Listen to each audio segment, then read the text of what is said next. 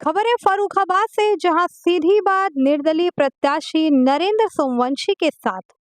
खबर को विस्तार से जानेंगे, लेकिन उससे पहले लेते हैं एक छोटा सा ब्रेक। इस खबर के प्रायोजक हैं फास्ट को। जल्दी हो जाना तो फास्ट को बुलाना। बाइक से लेकर लग्जरी कार, सेल्फ ड्राइव पर उपलब्ध। ग्रुप ट्रेवल के लिए लग्जरी बस भी उपलब्ध। सबसे सस्ता एक बार सेवा का मौका अवश्य दें। व्हाट्सएप करें 9044808808। ब्रेक के बाद आपका स्वागत है। खबर है यूपी के फर्रुखाबाद से, जहां जिले के में नरेंद्र सोमवंशी ने आज निर्दलीय पर्चा दाखिल किया। वहीं फर्रुखाबाद फास्ट न्यूज इंडिया द्वारा पूछे गए सवाल, जनपद में सबसे बड़ा मुद्दा बेरोजगारी है। अगर भविष्य में कभी आप सांसद बनते हैं तो आम जनता के लिए क्या कार्य करेंगे? देखिए फर्रुखाबाद से district bureau chief Mitesh Kumar Sinha की रिपोर्ट। नमस्कार, मैं मितेश कुमार सिन्हा और आप देख रहे हैं फास्ट न्यूज इंडिया। खबरों के सिलसिले में हम आपको एक बार फिर ले चल रहे हैं फर्रुखाबाद जनपद। फर्रुखाबाद जनपद में हम सीधी बात करेंगे नरेंद्र सोमवंशी के साथ, जो कि निर्दलीय प्रत्याशी के रूप में फर्रुखाबाद में आज नामांकन करके बाहर निकले हैं। हम सीधी बात करेंगे नरेंद्र सोमवंशी के साथ।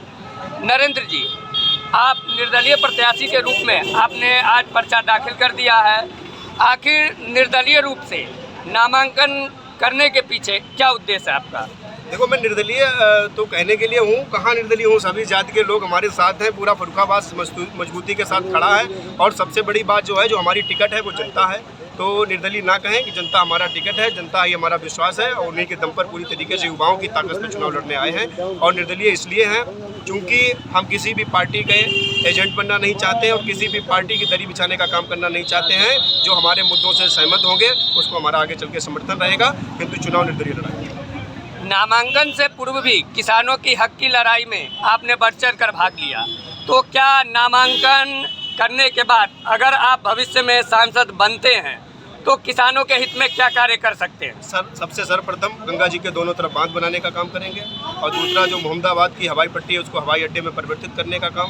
तीसरा, जो ग्रीनफील्ड एक्सप्रेसवे को लेकर के सांसद जी लोगों को, जनता को आज तक बेवकूफ़ बनाते चले आए हैं, वो फर्रुखाबाद से ही होकर निकलेगा। और जो ग्रीनफील्ड एक्सप्रेसवे यहाँ से चला गया, इससे नुकसान हुआ है लोगों का। दूसरी बात, जो अभी लिंक रोड की बात बड़ी बड़ी पार्टियां दावा ठोक रही हैं, लेकिन मैं कराने का काम करूंगा। ये चीज़ छुपी नहीं है, हम लोग संघर्ष करते हैं। और दूसरी बात, किसानों के लिए कोशिश रहेगी कि फर्रुखाबाद जनपद में एक ऐसी फैक्ट्री लगवाई जाए जिससे कि आलू का किसान खुश हो सके, उसका आलू की खपत हो सके, उसे अच्छे रेट मिल सके। किसानों की जो फसलें बर्बाद होती हैं, जो बाढ़ रहित हमारे फर्रुखाबाद के गाँव हैं जिनमें लोगों के जो है फसलें चली गई, उनको मुआवजा नहीं मिला, तो उनकी जो केसीसी है वो माफ़ की जाए।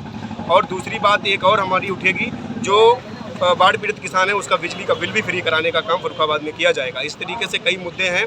फर्रुखाबाद की टूटी सड़कों को जो है गड्ढा मुक्त किया जाएगा। देवरामपुर क्रॉसिंग बनवाने का काम किया जाएगा। और उसी के साथ साथ में प्रत्येक ब्लॉक में स्टेडियम और पार्क की व्यवस्था की जाएगी, जिसमें स्टेडियम में हमारे युवा खेल खेल सके, क्रिकेट खेल सके, और जो हमारे बुजुर्ग हैं वो पार्कों में टहलने पहुँच सके, और ग्राम स्थल पर क्रीड़ा स्थल बनवाने का काम किया जाएगा। फर्रुखाबाद में सबसे बड़ा मुद्दा है बेरोजगारी। बेरोजगारी को लेकर वर्तमान सांसद भी 10 वर्ष से यहाँ सांसद हैं, अपितु बेरोजगारी चरम सीमा पर है।